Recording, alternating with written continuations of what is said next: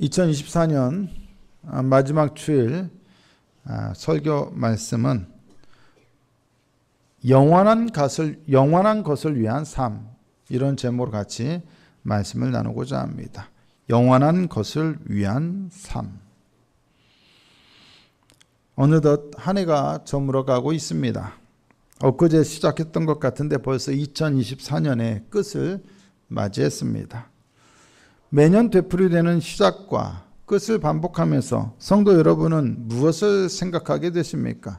아니, 우리는 무엇을 생각해야 할까요? 한 해의 끝이 반드시 찾아오듯이 모든 시간의 끝 반드시 찾아온다는 것을 우리는 생각하고 또 기억해야 할 것입니다. 하나님의 종말이 다가오고 있음을 우리는 생각해야 합니다. 여러분, 종말을 믿으십니까? 종말이 다가오면 믿습니까? 벌써 종말이라고 하니까 뭔가 마음이 좀 부담이 되는 것 같습니다. 종말이라고 하면 사람들의 머릿속에 박힌 고정관념이 있습니다. 기본적으로 심판, 파멸, 이런 것들이 떠오르지 않습니까? 하지만 오늘은 종말을 생각하되 조금 다른 각도에서 생각해 보고자 합니다. 종말이 있기 때문에 오늘 우리들은 어떠한 삶을 살아야 할지에 대해서 생각해 보고자 합니다. 종말과 관련된 성경의 구절이 많이 있지만 오늘은 그 중에서도 고린도전서 13장 본문을 가지고 말씀을 나눠보려고 합니다. 여러분, 우리가 고린도전서 13장을 무엇으로 알고 있습니까?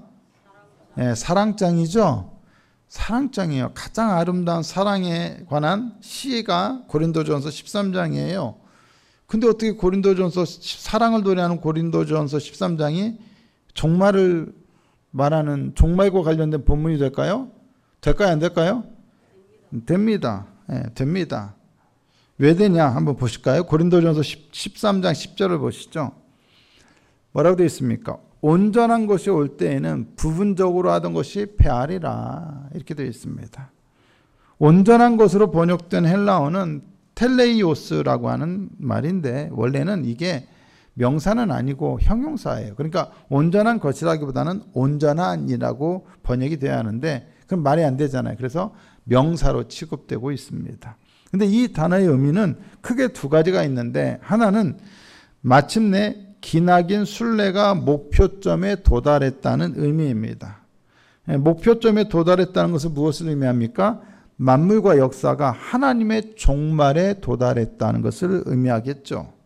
때문에 우리는 온전한 것이 올 때라는 이 표현을 통해서 이것이 종말과 관련된 내용이라는 것을 알아야 합니다.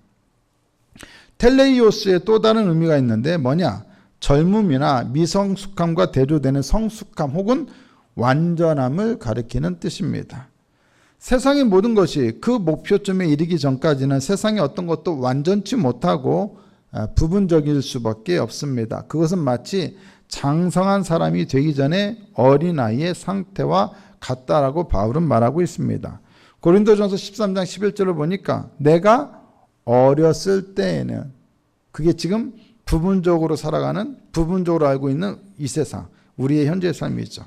어렸을 때에는 말하는 것이 어린아이와 같고 깨닫는 것이 어린아이와 같고 생각하는 것이 어린아이와 같다가 장성한 사람이 되어서는 모든 것이 완전한 목표점에 이르렀을 때, 즉 종말이 왔을 때, 그때는 어린아이의 일을 과감하게 버리는 것이죠. 부분적인 것은 온전한 것이 될 수 없고 부분적인 거죠. 온전한 것이 오면 결국에는 그 부분적인 것은 어떻게 됩니까? 사라지고 없어지게 됩니다. 마찬가지로 장성한 사람이 되면 어린아이의 일을 버려야 합니다. 어린아이처럼 말하는 것, 깨닫는 것, 생각하는 것을 어른이 되어서도 버리지 못하면 그 사람은 뭐예요? 어른이 아닌 거죠. 여전히 어린아이인 거죠. 바울은 부분적이고 어린아이와 같은 미성숙한 상태의 삶을 또한 거울을 보는 것으로도 비유하고 있습니다. 고린도전서 13장 12절을 보시면 우리가 지금은 거울로 보는 것 같이 희미하나. 여러분, 거울을 보시면 희미하세요? 아니잖아요. 선명하잖아요. 근데 왜 거울을 보는 것 같이 희미하다라고 되어 있을까요? 네, 당시에는 거울을 뭘로 만들었어요? 청동으로 만들었기 때문에 오늘날 같이 거울이 선명하지 않았죠. 보이기는 해도 어떻게 보여요? 희미하게, 흐릿하게 보여요. 그래서 거울로 보는 것 같이 희미하나 그때는 언제요? 종말이 될 때, 모든 역사와 만물의 목표점에 도달했을 때, 그때는 얼굴과 얼굴을 대하여 볼 것이요. 얼굴을 직접 보는 것처럼 선명하다는 얘기죠. 내가 부분적으로 아나 그때는 주께서 나를 아신 것 같이 내가 온전히 알리라. 바울이 말하는 지금은 언제예요? 지금 우리가 살아가는 이 시대. 바로 우리가 살아가는 이 현 세대를 가리키죠.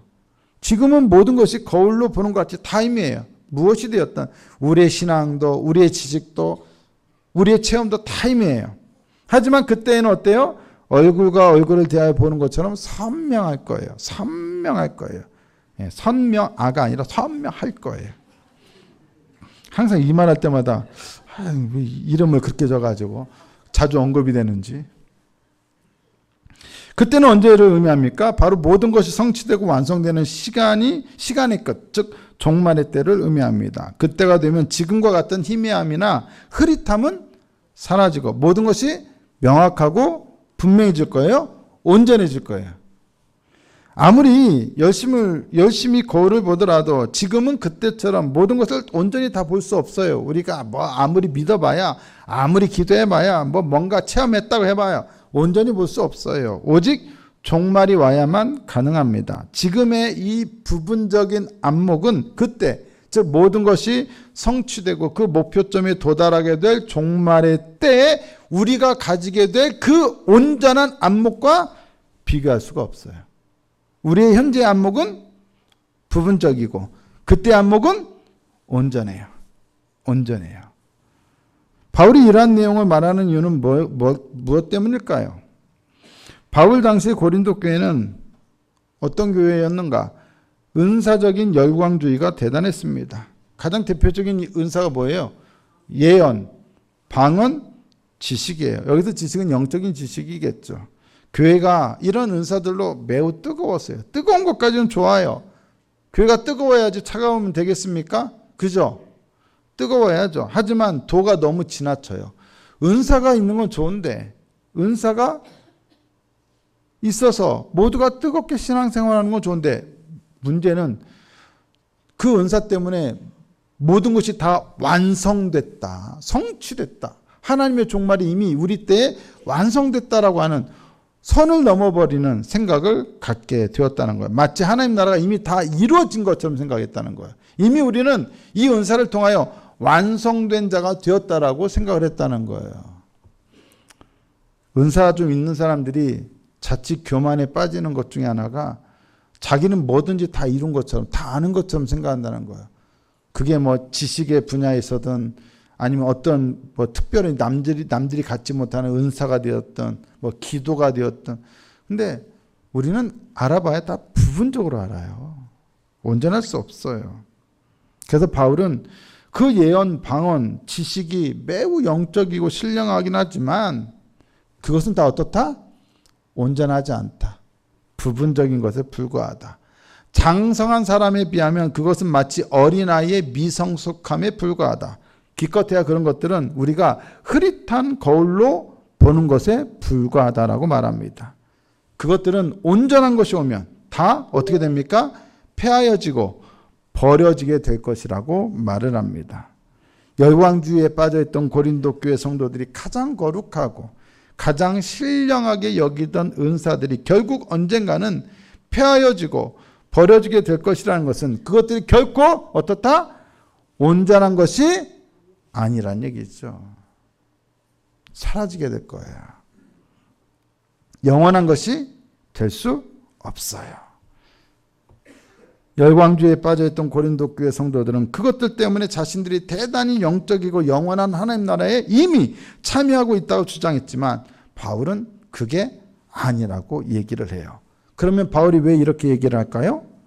고린도전서 15장 19절을 보면 만일 그리스도 안에서 우리가 바라는 것이 다만 이 세상의 삶뿐이면 모든 사람 가운데 우리가 더욱 불쌍한 자이리라. 이 사람들은 자신들의 은사를 통해서 마치 이 땅에서 삶이 전부인 것처럼 착각을 해요. 이미 이 땅에 하나님 나라가 이루어졌다고 생각해요. 근데 바울은 아니라는 거예요. 우리가 이 세상에서 살 뿐이라면 우리는 가장 불쌍한 자다. 여러분, 왜 바울이 이런 말을 했을까요? 우리의 삶이 이 세상에서의 삶으로 끝이 아니기 때문이에요. 우리의 삶은 이 세상에 부분적이고 미성숙한 삶으로 끝나지 않고 다른 세상의 온전함과 성숙한 삶으로 이어지게 될 것입니다. 그것이 바로 인간 세상의 기나긴 순례가 마침내 그 목표점에 도달하게 되는 것입니다. 그러면 여러분, 우리의 부분적이고 미성숙한 삶이 온전함에 도달하게 되는 그때, 그것은 무엇을 가리키죠? 세상과 인간의 삶, 시간이 그 목표점에 도달하게 되는 것은 무엇을 통해서입니까, 여러분? 네, 종말인데 그 종말이 완벽하게 이루어지려면 우리에게 무엇이 이루어져야 합니까? 네, 죽음도 맞죠. 네, 심판도 있어야겠죠.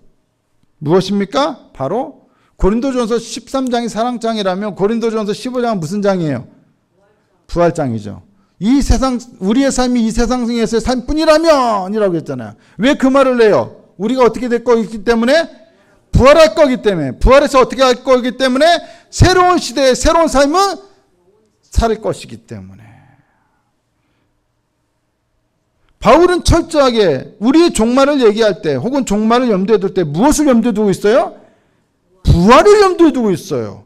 사람들은 종말을 생각하면 다 끝장난다고 생각해. 모든 게 끝이라고 생각해요. 근데 바울은 그게 아니라, 끝이 아니라 뭐라고 생각해요? 시작이라고 생각해요. 리셋이라고 생각해요. 분명히 리셋을 위해서 심판도 있고 그런 것도 있겠지만, 그러나 하나님의 종말의 목표는 끝이 아니라 무엇을 위해서? 새로운 시작을 위해서. 하나님 나라의 시작을 위해서예요. 그 시작의 출발점이 뭐라? 부활이다. 부활. 우리는 비로소 부활을 통해서 부분적이고 미성숙한 현재의 삶을 끝내고 이제는 신령한 몸으로 온전하고 성숙한 삶으로 새롭게 살아가게 될 것입니다.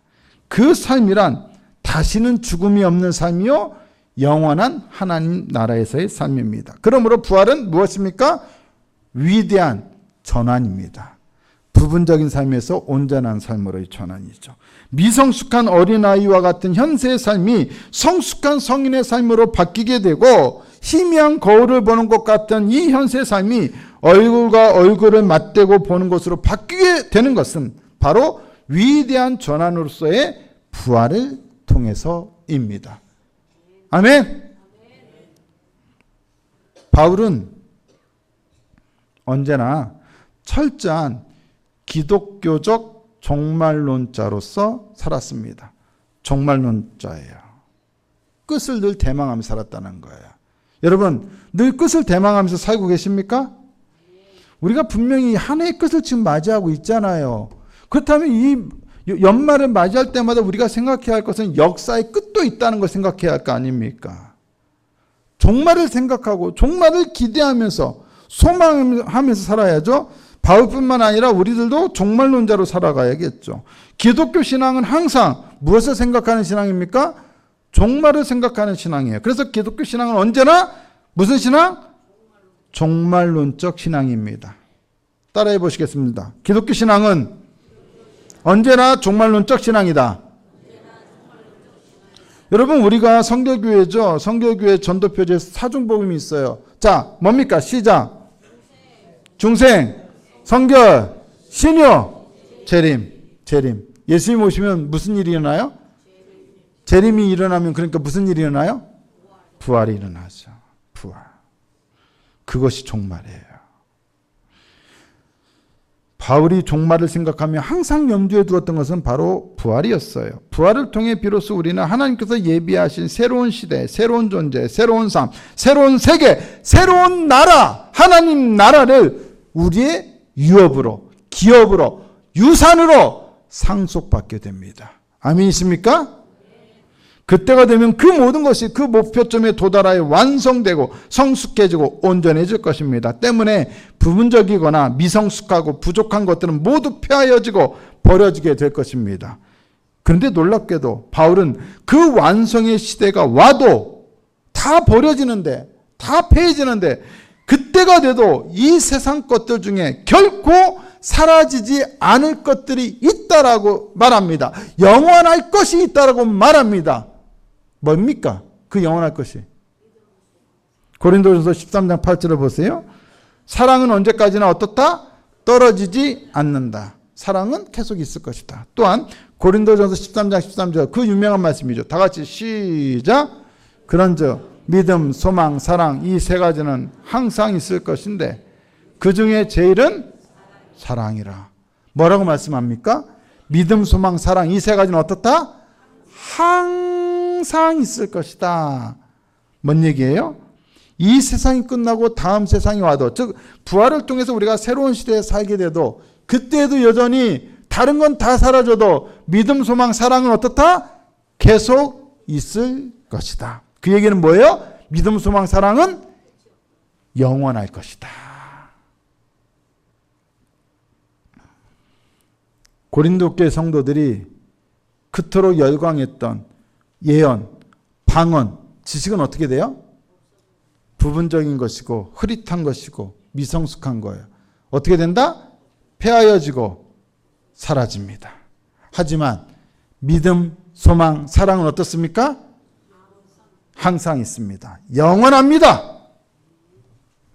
그리고 그 중에 제일은 뭐라고 말합니까? 사랑이라고 말합니다.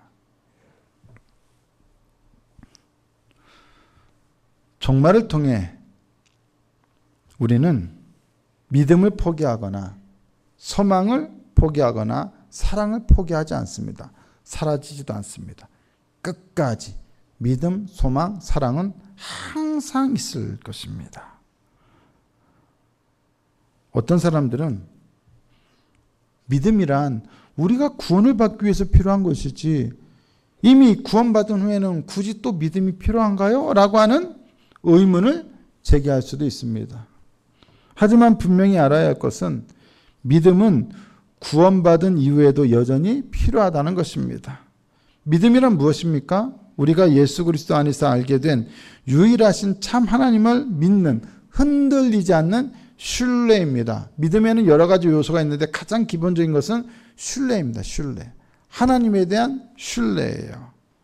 하나님에 대한 신뢰는 거울을 보는 것처럼 흐릿한 이 시대에만 필요한 것이 아닙니다. 자, 얼굴과 얼굴을 맞대고 보는 것처럼 우리가 하나님을 그렇게 직접적으로 뵙게 된다고 해서 하나님에 대한 우리의 신뢰를 버려야 하는 것입니까? 아니죠. 오히려 직접 뵈면 하나님에 대한 신뢰는 더 어떻게 돼요? 깊어지게 되죠. 그때 우리는 하나님을 더욱 신뢰하게 되는 것이지 믿음을 버리는 게 아니에요. 신뢰를 버리지 않아요. 그렇기 때문에 믿음은 어떻습니까? 영원히 있을 것입니다. 소망이라 함은 하나님이 우리를 떠나거나 버리지 않을 것이고 우리가 구하거나 생각하는 것보다 더 많은 것을 우리를 위해 예배하고 계시다는 것을 아는, 흔들리지 않는 확신입니다. 소망은 장차 하나님께서 이루실 것들에 대한 기대요, 확신입니다. 언제요? 장차예요. 그러면 소망은 항상 무엇과 관련된 거예요? 과거, 현재, 미래 중에 미래와 관련된 것이죠. 장차는 미래에 이루실 일이잖아요. 미래에 대한 소망이에요. 어떤 사람은 야, 천국은 참 지루할 거야. 거기에는 뭐 흥청망청 노는 것도 없고 뭐 얼마나 그냥 예수 믿는 사람들은 따분하게 생각하는 거잖아요. 세상 사람들이. 그것처럼 천국은 되게 따분할 거라고 생각해요. 근데 심지어 믿는 사람들 중에도 천국은 지루하고 따분할 거라고 생각해요. 할 일이 없을 거라고 생각해요. 여러분 정말 그럴까요? 할 일이 없을까요? 천국에 가면? 여러분 하나님께서 세상을 창조하셨죠. 그런데 죄로 인해서 세상이 망가졌어요. 그래서 하나님께서 그 세상을 어떻게 하세요? 새롭게 창조하세요. 그 새 창조가 뭐예요? 우리의 구원이에요. 그 새 창조의 시작이 뭐예요? 부활이에요, 부활. 그럼 여러분, 하나님의 창조, 특히 새 창조의 사역은 끝이 있을까요, 없을까요? 하나님의 새 창조사에게는 끝이 없겠죠. 새롭게 하시는 하나님의 창조사에게는 그 끝이 없고 무한할 것이며 항상 새로운 하나님의 새로운 창조가 일어난다면 그 새로운 창조가 일어나는 새로운 시대에는 우리에게 더 소망할 것이 있고 더 일할 것이 있고 더 기뻐할 것이 있겠습니까? 없겠습니까? 있죠. 하나님의 창조에는 끝이 없어요. 우리가 소망할 것은 끝이 없어요. 우리가 기뻐할 일은 끝이 없어요. 거기에 지루함, 따분함 있을 수 있습니까? 없죠. 그러므로 소망 역시 영원히 있을 것입니다. 사랑이란 무엇입니까? 사랑이란 자기희생입니다. 자기헌신입니다. 봉사입니다. 우리는 하나님을 향해 또한 이웃을 향해 우리의 눈을 돌려 그들을 위하여 섬기어야 하고 그들을 위하여 희생해야 합니다. 그게 사랑입니다. 하나님이 세상을 이처럼 사랑하사 독생자를 주셨으니라는 요한복음 3장 16절의 말씀처럼 기독교는 무엇을 통해 시작되었습니까? 하나님의 사랑을 통해 시작되었습니다. 근데 여러분, 구원이 하나님의 사랑을 통해 시작됐지만 구원뿐만이 아니죠. 무엇 또한 하나님의 사랑 때문에 시작되었어요? 창조 역시 하나님의 사랑 때문에 시작되었어요. 달리 말하면 하나님의 사랑 없이는 이루어진 것이 단 한 개도 없다. 하나님이 계신 그분의 나라에는 언제나 무엇이 있다? 사랑이 있다. 왜? 하나님이 사랑이시니까. 하나님의 세계에서 우리가 들이마실 공기는 사랑일 것이고 하나님의 세계에서 우리가 먹을 음식 역시 하나님의 사랑일 것이고 하나님의 세계에서 우리가 사용할 언어 역시 사랑일 것입니다. 하나님과 모든 피조물 사이에는 언제나 사랑이 있을 것입니다. 때문에 그분이 존재하신 곳 어디에서나 그분이 다스리시는 나라 어디에서나 사랑은 항상 존재할 것입니다. 우리가 그 나라에 가면 그 나라에 살게 되면 그 사랑이 끝이 되는 게 아니라 그 사랑은 더 깊어지고 더 커지게 될 것입니다. 우리는 하나님을 더 사랑하게 되고 하나님 우리를 더욱 사랑하게 하시게 될 겁니다.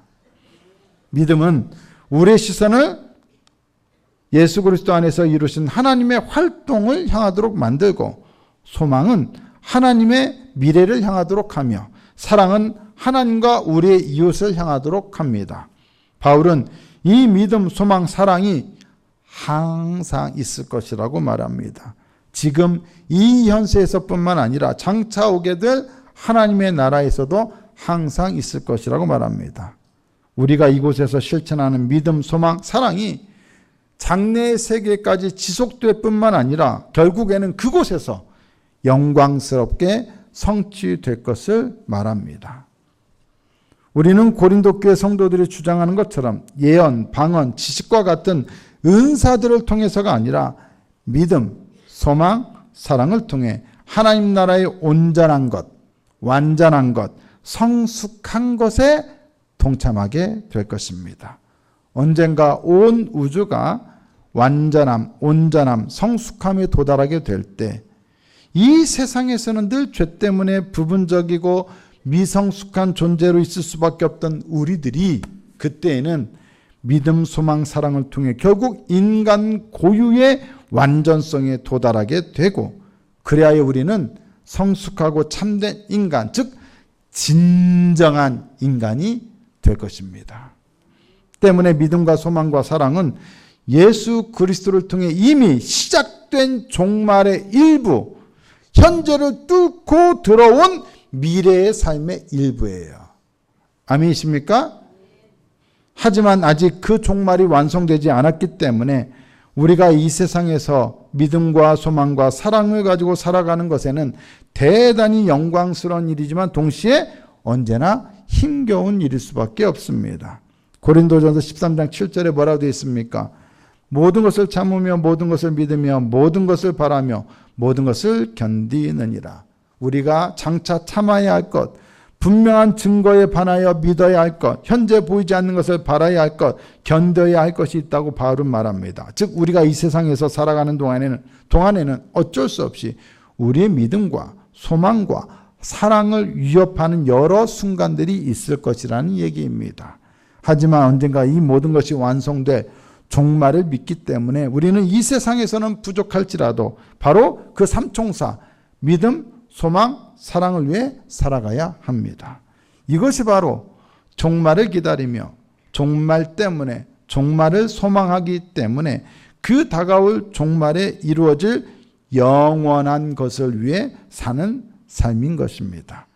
믿음, 소망, 사랑만이 영원하기 때문에 우리는 그 영원한 것을 위해서 살아야 합니다. 어디에서요? 바로 지금 여기에서요. C.S. 루이스가 쓴 책 중에 천국과 지옥의 이혼이라고 하는 책이 있습니다. 거기에서 C.S. 루이스가 지옥에 대해서 묘사하는데 우리가 일반적으로 알고 있는 지옥과는 다르게 지옥을 묘사합니다. 여러분들이 알고 있는 지옥은 어떤 곳입니까? 네, 고통, 그리고 불, 뜨거움, 뭐 이런 거 아닙니까? 예, 찜질방 뜨거운 데 가면 여기가 지옥인가 봐 이런 생각을 할 때가 있죠. 근데 우리는 그렇게 약간 고문당하고 고통당하는 식으로 지옥을 그런 식으로만 생각하는데 C.S. 루이스는 지옥을 좀 다르게 묘사를 합니다. 지옥은 사람들이 언제나 말다툼을 하고 다른 곳으로 멀리 이사하면서 자기를 제외한 모든 사람이 언제나 얼마나 나쁘게 행동하는지 불퉁거리고 모든 게 남의 잘못이라고 투덜거리며 점점 더 서로 멀리 떨어져 사는 것이다. 사람들이 서로를 싫어하고 좋아하지 않고 차라리 멀리 떨어져서 지내기를 원하는 곳, 그곳이 어디다? 지옥이다. 만약 지옥이 그런 곳이라면 우리는 지옥을 어디에서 맛보고 어디에서 체험하고 있습니까? 이 세상에서. 근데 이 세상에서 뿐만 아니라 또 어디에서도요? 우리의 가족들 안에서도. 또한 어디에서도요? 우리의 교회에서도. 지옥은 멀리 있는 게 아니라 늘 우리 가까이에 있습니다. 여러분들이 누가 마음에 안 들다고 그 사람 곁에 가기를 싫어할 때 바로 거기에 뭐가 있습니까? 지옥이 있습니다. 교회를 조금이라도 경험해 본 사람은 서로 어울려 함께 지낸다는 것이 얼마나 힘겹고 어려운 일인지를 잘 압니다. 서로 겉으로는 아무렇지 않게 괜찮게 젠틀하게 친절하게 대하는 것 같아도 속은 지옥과 같을 때가 참 많아요. 저 사람 참 보기 싫다, 힘들다, 그런 마음이 들 때가 있어요. 이것이 우리의 슬픈 현실이에요. 결별과 다툼과 분열이 우리 가운데 많아요. 하지만 그런 것이 아니라 우리는 믿음과 소망과 사랑 안에서 하나됨과 연합과 헌신과 섬김과 은혜가 가득한 공동체를 이루며 살아야 합니다. 여러분, 믿음과 소망과 사랑이 낳는 것은 무엇일까요? 믿음과 소망과 사랑이 낳는 것은 믿음 좋은 어떤 한 사람, 하나님의 독자나 하나님의 동료를 낳는 것이 아니라 믿음과 소망과 사랑은 바로 그 믿음과 소망과 사랑을 통해서 하나님께 함께 나아가는 공동체를 낳습니다. 진짜 우리가 믿음과 사랑과 소망과 사랑의 공동체라는 분명한 증거를 보여주는 것은 우리의 공동체가 지옥과 같은 곳이 아니라 서로 함께 모이기를 힘쓰고 서로를 사랑하고 서로를 격려하고 함께 있는 것이 좋아서 늘 모이기를 힘쓰는 그러한 모습이 있는 것, 그것이 바로 우리가 진짜 믿음과 소망과 사랑의 공동체라는 분명한 증거입니다. 기독교 신앙은 세상에 무엇을 남기냐? 항상 믿음의 공동체, 소망의 공동체, 사랑의 공동체, 즉 교회를 남깁니다. 그리고 그 교회는 언제나 믿음과 소망과 사랑을 통해 우리가 무엇을 위해 살아야 하는지를 이 세상에 분명하게 보여줍니다. 그리고 오직 영원한 것은, 이 세상에서 영원한 것은 돈도 아니고 성공도 아니고 직장이나 사업도 아니고 심지어 자녀도 아니고 신앙적으로는 뭐 은사, 다양한 은사, 뭐 이것이 아니라 결국 영원한 것은 뭐다? 믿음과 소망과 사랑뿐이라는 것을 세상에 증거합니다. 그 외의 것들은 다 부분적이고 미성숙하고 거울로 보는 것처럼 흐릿하고 희미할 뿐입니다. 우리는 믿음과 소망과 사랑을 통해 이 세상에 곧 종말이 올 것이라는 것을, 그리고 그 종말을 대비하여 우리가 어떠한 삶을 살아야 할지를 세상에 보여주는 진정한 공동체가 되어야 합니다. 공동체가 되어야 합니다. 공동체가 되려면 지옥과 같은 곳이 아니라 천국과 같은 곳이 되어야 합니다. 마음에 안 들어도 어떻게 하라? 모든 것을 참아라. 상황이 어려워도 어떻게 하라? 모든 것을 견뎌라. 무엇 때문에? 믿음 때문에. 무엇 때문에? 소망 때문에. 무엇 때문에? 사랑 때문에. 우리 공동체가 한 해를 마무리하면서 생각해 봐야 할 것은 언젠가 이 땅은 마무리가 될 텐데 그때 우리가 무엇을 보며 살았는지를 분명하게 나타내 줄 수 있는 것은 우리의 믿음과 소망과 사랑을 통하여 우리 공동체가 계속 하나님의 영광을 드러내고 예배하고 선포하는 공동체로 남아있느냐, 그러한 공동체로 남아있느냐를 통해서 우리가 결국 이 땅에서 어떻게 살았는지를 분명하게 보여주게 될 것입니다. 사랑하는 성도 여러분, 종말을 대비하고 종말을 바라본다면 우리가 무엇을 위해 살아야겠습니까? 부분적인 것, 온전치 못한 것, 미성숙한 것, 흐릿한 것을 위해서 살아야겠습니까? 아니면 온전한 것, 성숙한 것, 선명하고 분명한 것을 위해 살아야겠습니까? 오직 온전하고 선명하고 성숙한 것은 믿음과 소망과 사랑 세 가지입니다. 이것만이 항상 있을 것입니다. 영원할 것입니다. 그러므로 우리 공동체가 진정한 하나님의 공동체라면 우리는 이 삼총사를 기억해야 합니다. 믿음과 소망과 사랑의 공동체로 우리가 살겠습니다. 그것을 증거하겠습니다. 더욱더 하나님을 신뢰하겠습니다. 더욱더 하나님이 하실 일을 기대하겠습니다. 더욱더 하나님의 마음으로 사랑하겠습니다. 기대가 사라지는 삶도 무의미하고 하나님을 신뢰하지 않는 삶도 무의미하고 사랑하지 않는 삶도 무의미합니다.